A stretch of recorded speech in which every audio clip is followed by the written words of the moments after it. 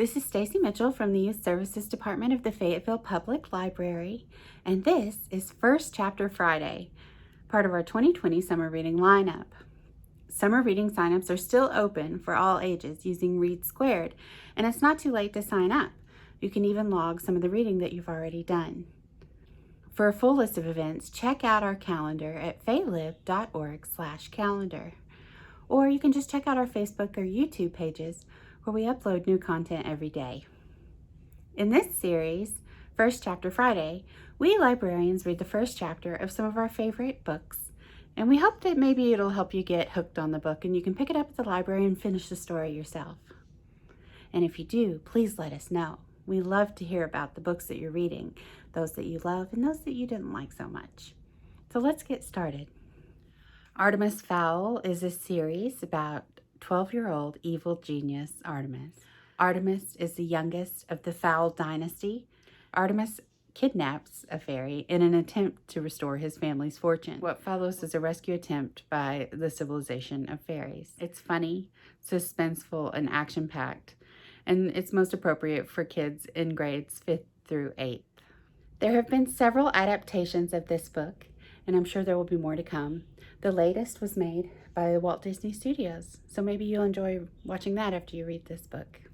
And now I'll read the first chapter from Artemis Fowl by Eoin Colfer.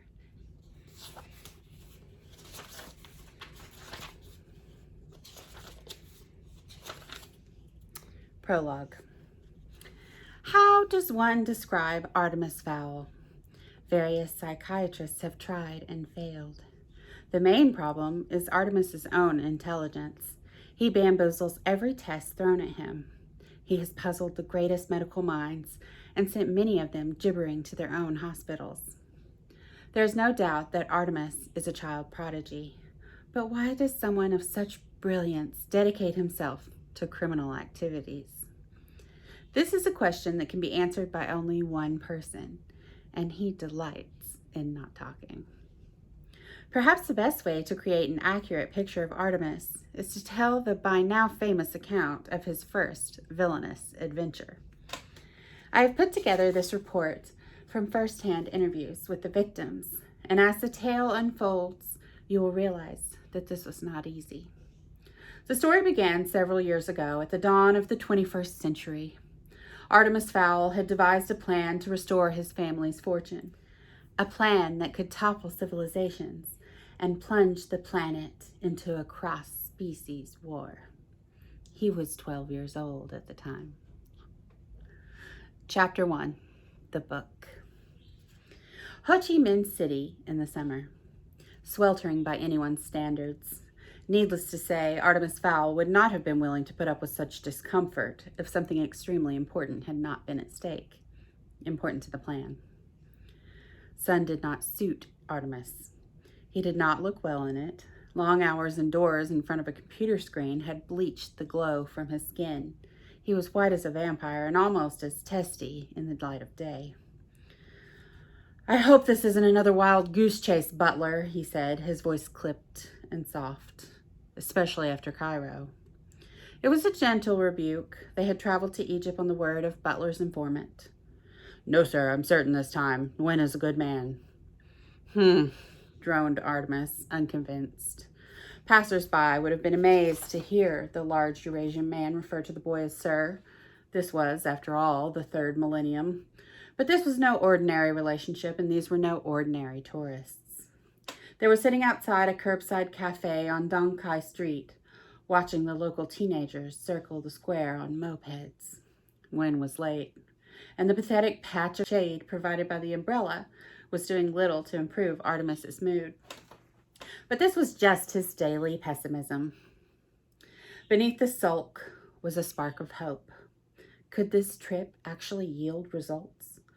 Would they find the book? It was too much to hope for. A waiter scurried to their table. "Maltesers?" he asked, head bobbing furiously. Artemis sighed. "Spare me the theatrics and sit down." The waiter turned instinctively to Butler, who was, after all, the adult. "But, sir, I am the waiter." Artemis tapped the table for attention. You're wearing handmade loafers, a silk shirt, and 3 gold signet rings. Your English has a tinge of Oxford about it, and your nails have the soft sheen of the recently manicured. You are not a waiter. You are our contact, Nguyen Xuan, and you have adopted this pathetic disguise to discreetly check for weaponry. Nguyen's shoulders sagged. It is true. Amazing. Hardly. A ragged apron does not a waiter make. Nguyen sat, pouring some mint tea into a tiny china cup. Let me fill you in on the weapons status, continued Artemis. I am unarmed, but Butler here, Butler, has a Sig Sauer in his shoulder holster, 2 Shrike-throwing knives in his boots, a Derringer 2-shot up his sleeve, garrote wire in his watch, and 3 stun grenades concealed in various pockets. Anything else, Butler? The Kosh, sir. Oh, yes, a good old ball-bearing Kosh stuffed down his shirt. Nguyen brought the cup, trembling to his lips. Don't be alarmed, Mr. Xuan. The weapons will not be used on you. Nguyen didn't seem reassured. No, continued Artemis. Butler could kill you 100 different ways without the use of his weapons, though I'm sure one would be quite sufficient. Nguyen was now thoroughly spooked. Artemis generally had that effect on people. A pale adolescent speaking with the authority and vocabulary of a powerful adult. Nguyen had heard the name Fowl before. Who hadn't in the international underworld? But he'd assumed that he'd be dealing with Artemis Sr., not this boy. Though the word boy hardly seemed to do this gaunt individual justice, and the giant, Butler, it was obvious that he could snap a man's backbone like a twig with those mammoth hands. Nguyen was starting to think that no amount of money was worth another minute in this strange company. And now to business, said Artemis, placing a micro recorder on the table. You answered our web advertisement. Nguyen nodded, suddenly praying that his information was accurate. Yes, Master Fowl. What you're looking for, I know where it is. Really? And am I supposed to take your word for this? You could be walking me straight into an ambush. My family is not without enemies. Butler snatched a mosquito out of the air beside his employer's ear. No, said Nguyen, reaching for his wallet. Here, look. Artemis studied the Polaroid. He willed his heart to maintain a calm beat. It seemed promising, but anything could be faked these days with a PC and a flatbed scanner. The picture showed a hand reaching from layered shadows. A mottled green hand. He murmured. Explain. This woman, she's a healer near Tudo Street. She works in exchange for rice wine, all the time drunk. Artemis nodded. It made sense. The drinking. One of the few consistent facts his research had unearthed. He stood, pulled the creases from his white polo shirt. Very well, lead on, Master Xuan. Nguyen wiped the sweat from his stringy mustache. Information only. That was the agreement. I don't want any curses on my head. Butler expertly gripped the informant behind the neck. I'm sorry, Master Xuan, but the time when you had to choice in matters is long past. Butler steered the protesting Vietnamese man to the rented 4-wheel drive. It was hardly necessary on the flat streets of Ho Chi Minh City, or Saigon, as the locals still called it, but Artemis preferred to be as insulated from civilians as possible. The Jeep inched forward at a painfully slow rate, made all the more excruciating by the anticipation building in Artemis's chest. He could suppress it no longer. Could they at last be at the end of their quest? After 6 false alarms across 3 continents, could this wine-sodden healer be the gold at the end of the rainbow? Artemis almost chuckled. Gold at the end of the rainbow. He'd made a joke. Now there's something that didn't happen every day. The mopeds parted like fish in a giant shoal. There seemed to be no end to the crowds. Even the alleyways were full to bursting with vendors and hagglers. Cooks dropped fish heads into walks of hissing oil, and urchins threaded their way underfoot, searching for unguarded valuables.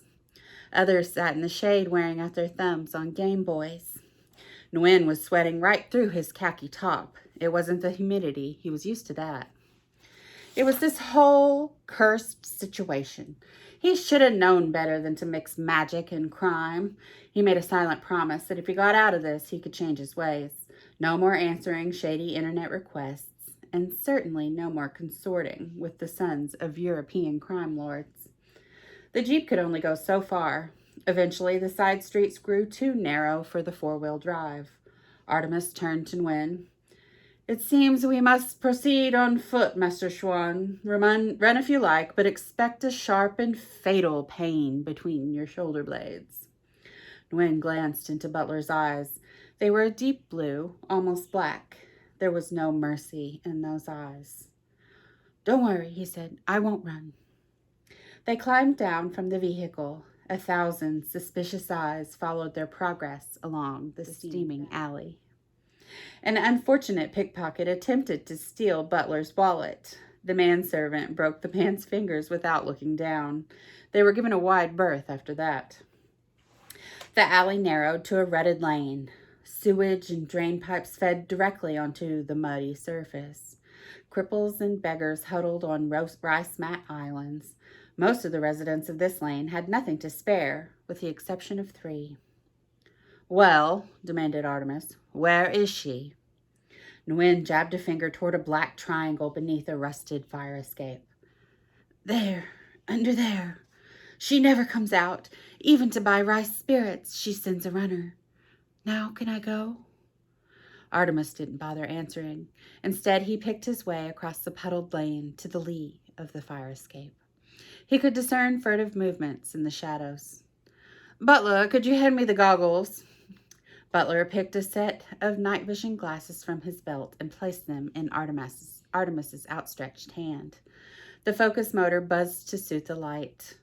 Artemis fixed the glasses to his face. Everything became radioactive green. Taking a deep breath, he turned his gaze to the squirming shadows. Something squatted on a raffia mat, shifting uneasily in the almost non-existent light. Artemis fine-tuned the focus. The figure was small, abnormally so, and wrapped in a filthy shawl. Empty spirit jugs were half buried in the mud around her. One forearm poked from the material. It seemed green. But then, so did everything else. "Madam," he said, "I have a proposition for you." The figure's head wobbled sleepily. "Wine," she rasped, her voice like nails on a school board. "Wine, English." Artemis smiled. The gift of tongues, check. Aversion to light, check. "Irish, actually. Now, about my proposition." The healer shook a bony finger craftily. "Wine first, then talk." "Butler." The bodyguard reached into a pocket and drew out a half pint of the finest Irish whiskey. Artemis took the bottle and held it teasingly beyond the shadows. He barely had time to remove his goggles when the claw-like hand darted from the gloom to snatch the whiskey. A mottled green hand. There was no doubt. Artemis swallowed a triumphant grin. "Pay our friend, Butler, in full. Remember, Mr. Schwan, this is between us. You don't want Butler to come back, do you?" "No, no, Master Fowl, my lips are sealed." "They had better be, or Butler will seal them permanently." Nguyen skipped off down the alley, so relieved to be alive that he didn't even bother counting the sheaf of U.S. currency. Most unlike him. In any event, it was all there, all $20,000. Not bad for half an hour's work. Artemis turned back to the healer. "Now, madam, you have something that I want." The healer's tongue caught a drop of alcohol at the corner of her mouth. "Yes, Irish, sore head, bad tooth, eye heal." Artemis replaced the night vision goggles and squatted to her level. "I am perfectly healthy, madam, apart from a slight dust mite allergy, and I don't think even you can do anything about that. No, what I want from you is your book." The hag froze. Bright eyes glinted from beneath the shawl. "Book," she said cautiously. "I don't know about no book. I am healer. You want book? Go to library. Artemis sighed with exaggerated patience. You are no healer. You are a sprite, pshog, fairy, kadaloon, whatever language you prefer to use, and I want your book. For a long moment, the creature said nothing. Then she threw back the shawl from her forehead. In the green glow of the night vision goggles, her features leaped at Artemis like a Halloween mask. The fairy's nose was long and hooked under two slitted golden eyes. Her ears were pointed, and the alcohol addiction had melted her skin like putty. If you know about the book, human, she said slowly, fighting the numbing effects of the whiskey, then you know about the magic I have in my fist. I can kill you with a snap of my fingers. Artemis shrugged. I think not. Look at you. You're near dead. The rice wine has dulled your senses, reduced to healing warts. Pathetic. I'm here to save you in return for the book. What could a human want with our book? That is no concern of yours. All you need to know are your options. The sprite's pointed ears quivered. Options? 1, you refuse to give us the book and we go home, leaving you to rot in this sewer. Yes, said the fairy, I choose this option.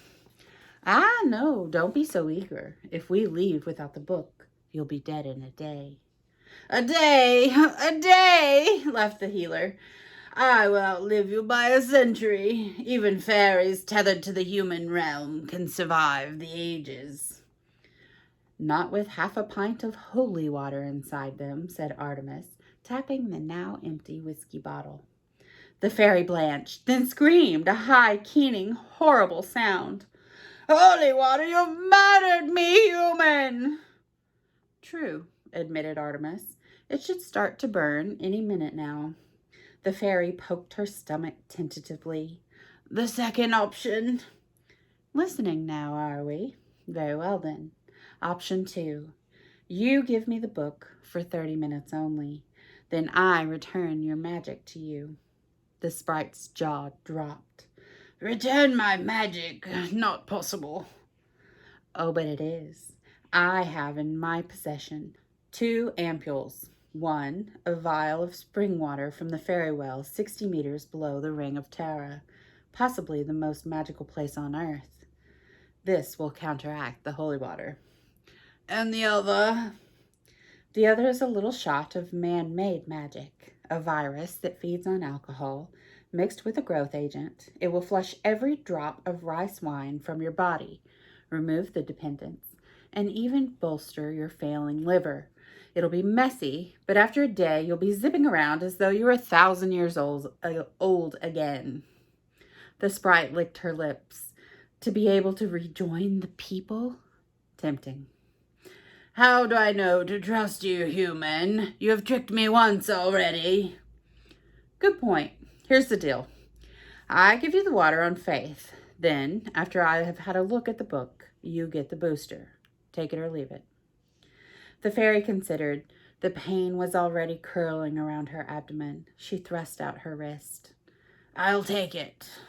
I thought you might. Butler?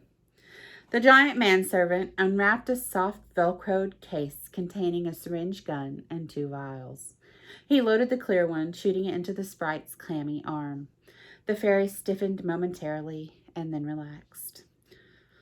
Strong magic, she breathed. Yes, but not as strong as your own will be when I give you the second injection. Now, the book.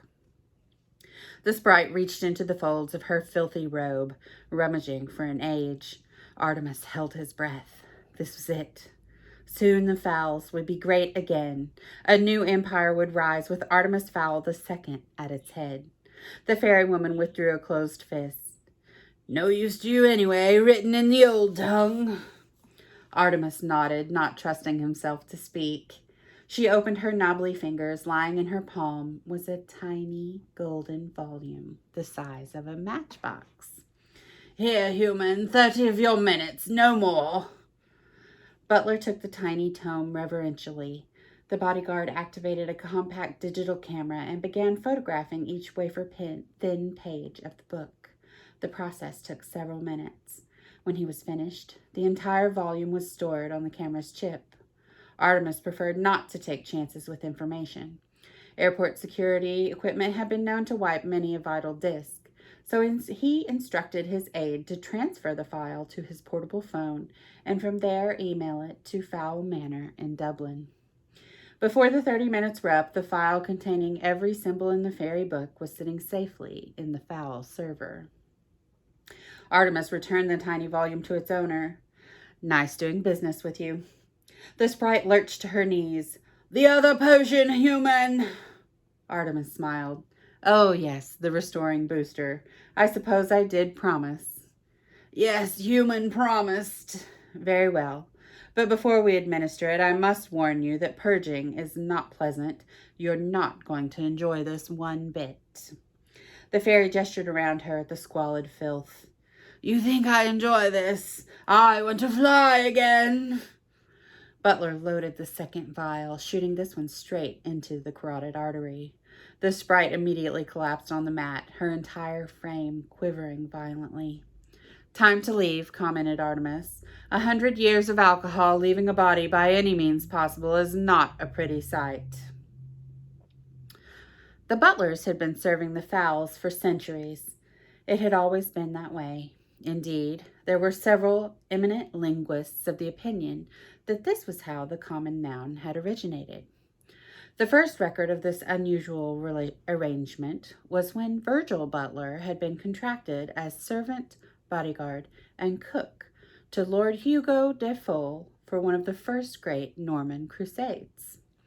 At the age of 10, Butler children were sent to a private training center in Israel, where they were taught the specialized skills necessary to guard the latest in the fowl line. These skills included cordon bleu cooking, marksmanship, a customized blend of martial arts, emergency medicine, and information technology. If, at the end of their training, there was not a fowl to guard, then the Butlers were eagerly snapped up as bodyguards for various royal personages, generally in Monaco or Saudi Arabia. Once a fowl and a butler were put together, they were paired for life. It was a demanding job and lonely, but the rewards were handsome if you survived to enjoy them. If not, then your family received a 6-figure settlement plus a monthly pension. The current butler had been guarding young Master Artemis for 12 years, since the moment of his birth. And though they adhered to the age-old formalities, they were much more than master and servant.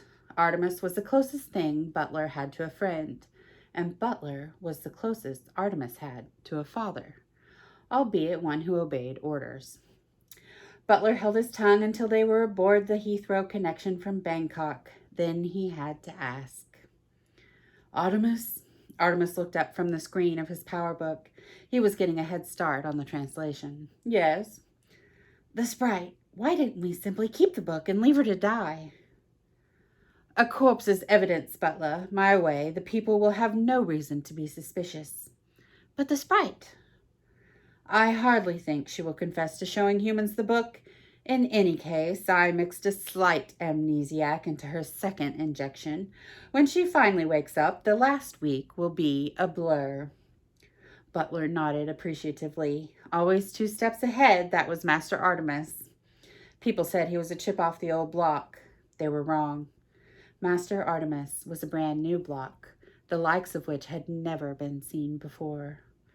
Doubts assuaged, Butler returned to his copy of Guns and Ammo, leaving his employer to unravel the secrets of the universe. And that's chapter 1 of Artemis Fowl. Thanks for watching First Chapter Friday. I hope you enjoyed chapter 1 of Artemis Fowl.